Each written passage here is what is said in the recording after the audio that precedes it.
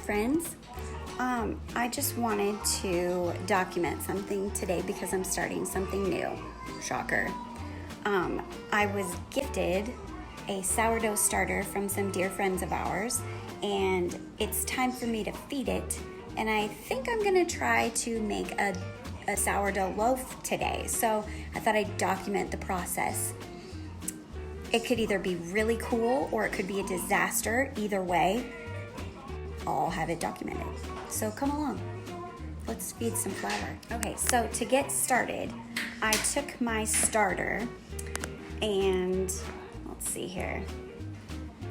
It was at this mark right here. Now I had to get rid of half of it. So I had to dump out half of the volume.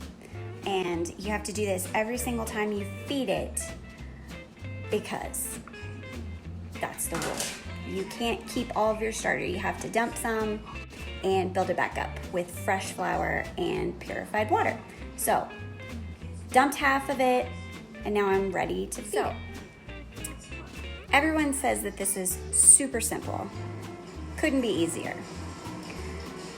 We'll see. I might mess it up. So to get started, I have my starter, and I just have a bottle of purified water because tap water is no bueno. The chlorine in it messes with the fermentation. The bacteria doesn't like it. It kills off the bacteria, and then you'll have a dead starter, I guess. So I have a 1/4 cup of purified water, and I'm gonna dump it in. Okay, so here we go. Let's see how good this goes. I'm gonna dump my water in. Oh, shenanigans. Okay, water's in. Next step, flour. Okay, so the next step is to add your flour. So you want equal parts water, equal parts flour. So I added a 1/4 cup of water, so I'm gonna be adding a 1/4 cup of all-purpose, organic, unbleached flour. Now what I'm understanding is that it seems like you can add almost any type of flour. There are some people who only use whole wheat flour or rye flour. I better keep it basic because if I start to get too crazy, my starter might morph into a mutant and attack me. So we're gonna keep it real basic and just use unbleached flour. Now, since I did such a great job with the water, we're just gonna go ahead and keeps it samesies with the flour. Oh, geez. Oh, take the wheel, Lord. Okay, well, my starter's on a little diet because some of it fell out, so whoops. I'm told you can't mess this up, but obviously you can. Okay, now we're just gonna stir it all up. I read that you shouldn't use metal because it might mess up something with the bacteria. So glass and wood are your friends. Plastic and metal are the devil. Okay, here we go. So here we are, we've got this. It's almost like a thick pancake batter consistency. Now I'm going to cover this up with a paper towel, and it'll start collecting the yeast from the air.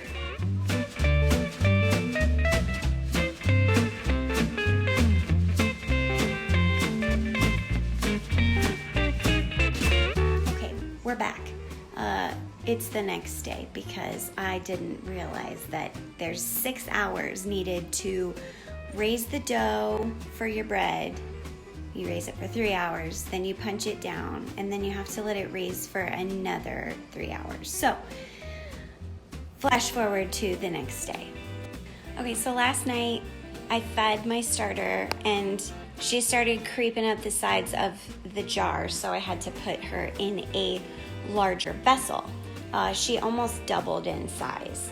So Jolene is just thriving in our house. So from what I gather, I need to use half of this for my dough.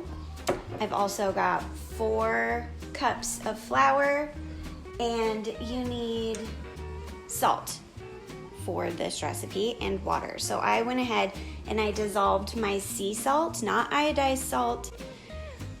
It's just the rule, you use sea salt. So I dissolved it because mine is a little more coarse and I didn't want chunks of salt. So let's mix it up. So I've got the flour in with the starter, and I'm just gonna slowly add my lukewarm water, and we'll get mixing. Okay, so this is what's going on right now. And from everything that I've read and watched, the dough is gonna be super sticky, but they say that you have to just resist the urge to add more flour, because I guess the flour just soaks up the moisture and it doesn't really develop the gluten like it should. So it says that we need to knead this for about 10 minutes until it'll still be a little tacky but not sticky. So that's what we're going for. Tacky, my kind of dough. Here we are, halfway. This is about 5 minutes. It's starting to come together. It's still a little wet, but I'm just gonna keep letting it do its thing. All right, we're at the 10-minute mark. And let me just show you. Oops, come on, Amy. Okay, this is what we have.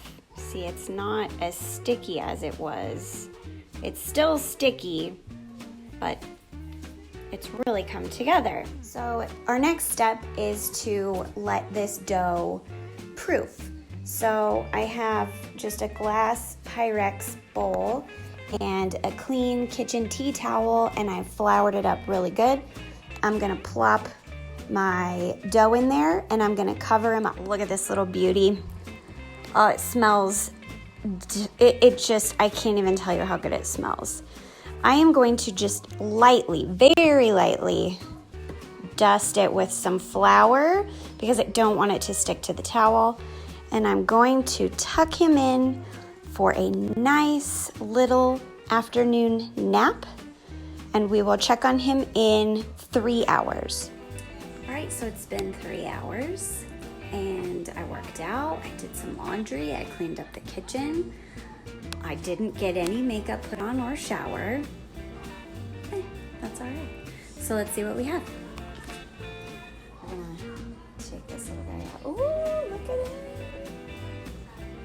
Okay, now it's time to knead him around and we're gonna form a neat ball.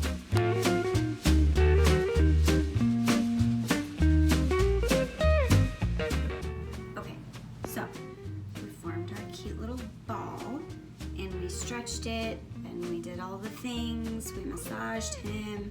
Now he needs a rest.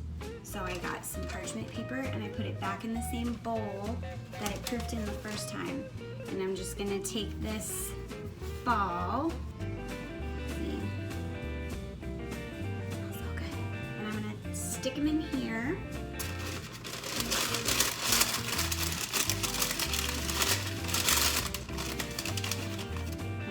Cover him up with a little bit more flour.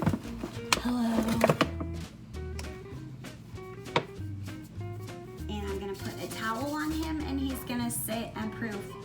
It says from 1 to 3 hours. So we're gonna check it out 1. I'll check back in. If I feel like he's made more progress, then maybe we'll just bake him. We're back. I went ahead and let the sourdough raise for 3 hours. My house must not be very warm because it really didn't make much progress after an hour, so I decided to get some stuff done and I came in, checked, and we're at the 3 hour mark. So here's what it looks like. And the unveiling. Oh man, that's pretty. I think I messed up. I took the bread out of the bowl and it stuck to the parchment paper. So I'm just taking the parchment paper that has my bread stuck to it, and I put it in the Dutch oven. Dang it. Okay, well, we're just gonna see what happens. I've got my oven preheated to 400 degrees. I am going to bake this with the lid on like this because it needs to steam. And then I'll take it off in a little bit. Dang it. It's time to check the bread. Okay, the time has come. The alarm went off. Not the fire alarm, the timer. We're gonna take the lid off of our bread and see what it looks like. Well, it looks like sourdough. Okay. I had Alexa set a timer for 30 minutes. If that's not enough time, then we will just add additional time. But I don't wanna burn it, I don't wanna overcook it because we are far too invested in this little loaf. I might not even eat it. But I've got 30 minutes to kill, so I think that would be a great amount of time to sip down a martini. Hey Alexa, make me a martini.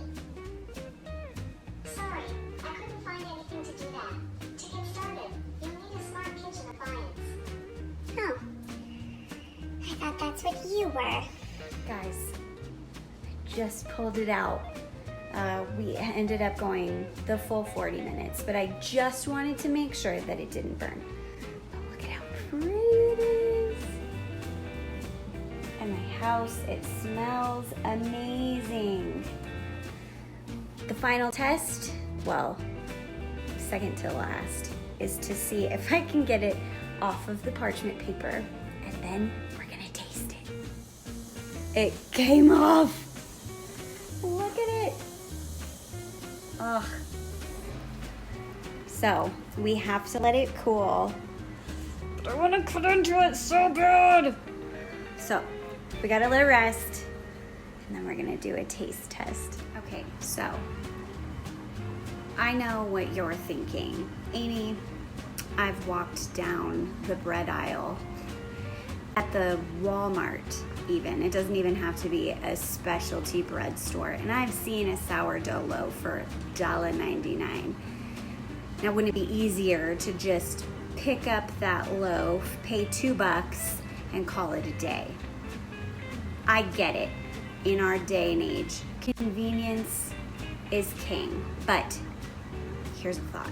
There's something so powerful about being able to teach yourself how to do something and to be able to work through something that you've never done before, as simple and basic as teaching yourself how to make a loaf of bread.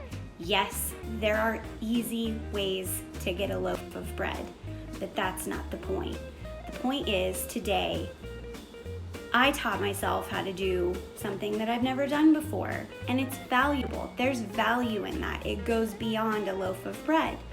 Sometimes we are our biggest critics, and we need to remember that we should be our biggest cheerleaders because we can do anything we set our mind to.